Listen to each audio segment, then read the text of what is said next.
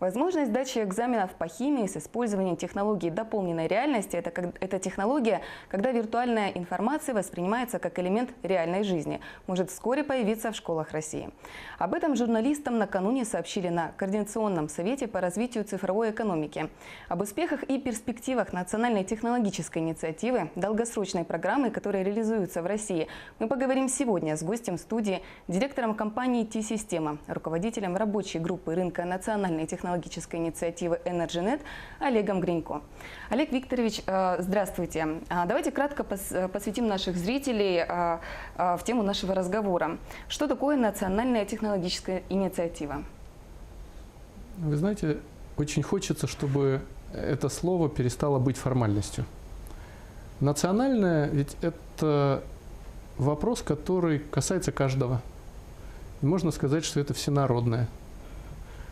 Технологическое – это значит то, что вопрос касается технологий, но не в абстрактном смысле, а такие технологии, которые уже меняют и поменяли нашу жизнь.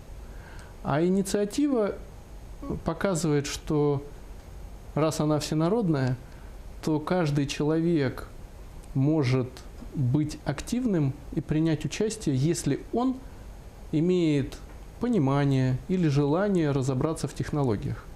И национальная технологическая инициатива охватывает, в общем-то, очень широкий слой жителей страны в каждом регионе, начиная от школьников, где уже проводятся уроки НТИ, и заканчивая крупными корпорациями, частными и государственными, в сфере энергетики, здравоохранения, продовольственного снабжения, промышленного производства, транспорта.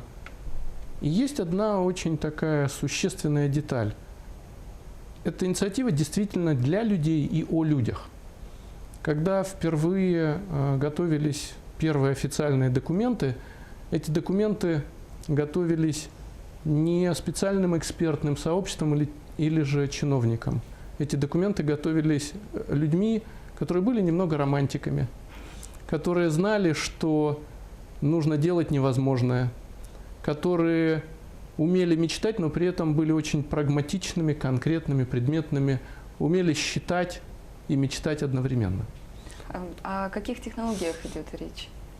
На сегодня национальная технологическая инициатива сформирована в 9 направлениях. Это здравоохранение или HealthNet, это беспилотный авиатранспорт, беспилотный автомобильный транспорт, беспилотный морской транспорт, это энергетика, это индустрия моды, дизайна, и это индустрия безопасности. Но что очень важно? Понимать, что инициатива собирается и сконцентрирована не от технологий, а от новых рынков. А новые рынки – это, в общем-то, рынок, базар. И вот человеку простому можно, вы знаете, представить себе, что вдруг он пришел на рынок, а там изменились правила. Так вот, национальная технологическая инициатива показывает, как в мире меняются отношения и поведение людей за счет технологий. Например, мы с вами уже абсолютно спокойно пользуемся телефоном для покупки билетов в кинотеатр или на поезд, или на самолет. 5 лет назад это было непредставимо. Или мы с вами сегодня пользуемся банковскими переводами, прикладывая телефон. Или мы с вами смотрим кино. Расскажите кому-то, даже вот моего возраста, 7, 8, 10 лет назад, что я буду смотреть кино по телефону. Да, это было бы забавно. А в то же время какой-то школьник в Австралии придумывает технологию доставки различных товаров и услуг беспилотными летающими аппаратами. И это уже прошло много лет. Или же в Америке организуется служба обмена учебниками при помощи тоже летающих дронов. И все это придумал не какой-то академический вуз или институт, не какая-то крупная корпорация, а 2-3 подростка. То есть получается, что действительно возникают за счет новых технологий абсолютно новые возможности для тех людей, кто раньше в меру возраста или статуса, ну, не могли об этом даже подумать. То есть открывается технологический рынок для большого количества участников. И возникает, казалось бы, сегодня понятное, очевидное, там, Uber-такси. Это уже, конечно, такой старый, избитый пример. Но, тем не менее, он полностью поменял всю отрасль. Исчезли автопарки, исчезли диспетчерские службы, поменялся сам тип обслуживания, поменялся тип сборки об этом информации. Или буквально несколько дней назад уже известный, в общем-то, в мире Маск объявил о том, что он готов 1 миллион автомобилей роботизированных поставить, так скажем, на дороге. Да еще автомобили эти купят люди, а потом сдадут в аренду и будут на этом зарабатывать и ездить одновременно. И это все будет вообще новым типом и такси, и в то же время каждый автомобиль является батарейкой, которая может подключаться в тех местах, где в моменте нужна энергия. То есть меняется тип мышления. И этот тип мышления меняет нашу с вами повседневную жизнь. Вот национальная технологическая инициатива – это выход в такой вот способ учиться, изобретать, производить, продавать новые услуги, которые раньше были недоступны. Ну, мы понимаем, то, что все вот эти технологические новшества, они внедряются по всему миру. А как это происходит в нашей стране, вот особенно в нашем регионе? Вы знаете, начинается все с человека, который говорит: «Я хочу изменить мир». Конечно, он в первую очередь говорит о своем личном мире. И, конечно же, в первую очередь он хочет что-то заработать, кому-то что-то доказать. Но потом он понимает, что заработать просто так не получится. А чтобы доказать, необходимо научиться находить аргументы, искать единомышленников. И за счет, опять же, уже существующих новых технологий и созданной в Якутии инфраструктуры, то есть у вас уже есть точка кипения, у вас есть технопарк, у вас есть арктический центр исследовательский при Северном федеральном университете, и у вас там уже есть люди, которые знают, что происходит в мире. Я считаю, это очень большая ценность. Сегодня в Якутии есть люди, которые видят и республику, и мировые тенденции, и занимаются технологическими деталями, нюансами, которые в мире уже сделаны, опробированы. А дальше, что еще более ценно, эти люди не только пытаются копировать, нет, они начинают искать новое, они начинают искать в республике талантливых ребят и взрослых и помогать им найти дорогу к своему личному успеху. Я вчера встречался с командой стартап-акселератора. Были очень интересные люди, каждый из которых увлечен своим делом, каждый из которых своей проблемой.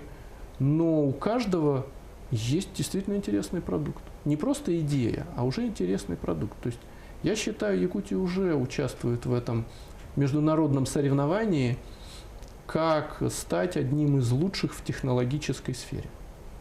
А как вообще вот сделать, чтобы тебя услышали? И как вот, какова вероятность потом все-таки выйти на мировой рынок? Я считаю, сегодня вероятность выхода на мировой рынок у якутской компании есть. Почему? Потому что есть необходимые сервисы, и человеку не нужно самостоятельно уметь делать все.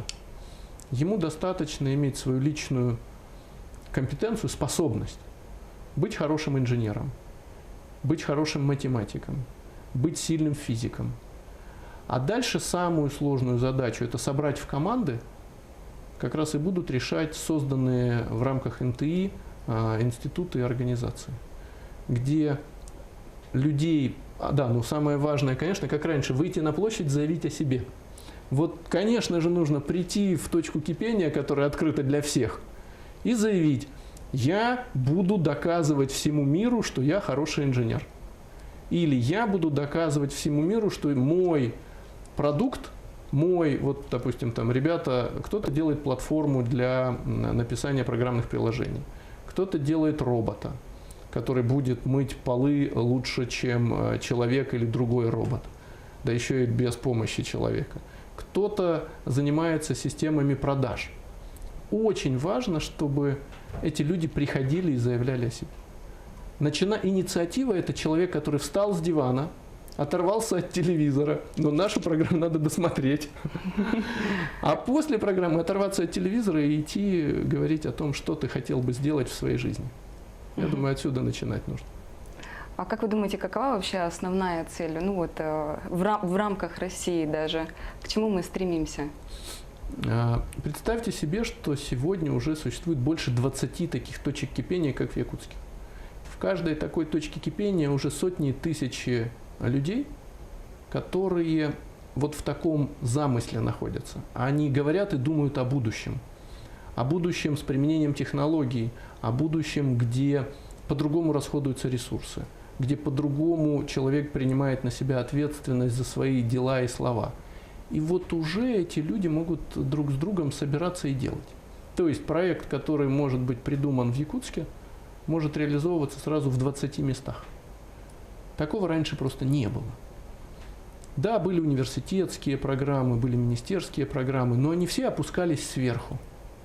Национальная технологическая инициатива – это очень мощное движение снизу. Это вот именно человек преодолел свою апатию. Да, он не знает, что невозможно решить эту проблему, но именно такие люди решают проблемы. Ну и рассчитано, я думаю, тоже Да. на обычных граждан. Вот Да. как вы думаете, как повлияют все-таки такие инициативы? Я думаю, что появится больше веры в себя. Появится общий образ будущего. Вот мы говорим о том, что нужно будущее, нужно его там как-то поймать еще. Будущее нельзя угадать, но его можно придумать и договориться о том, что оно будет именно таким.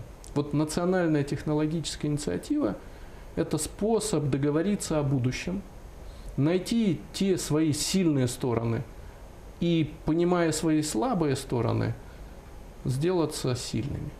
Спасибо большое. Я думаю, на этом закончим. А я напомню, что вы смотрели актуальное интервью. А у нас в гостях был директор компании T-Система, руководитель рабочей группы рынка национальной технологической инициативы EnergyNet Олег Гринько. Всего доброго.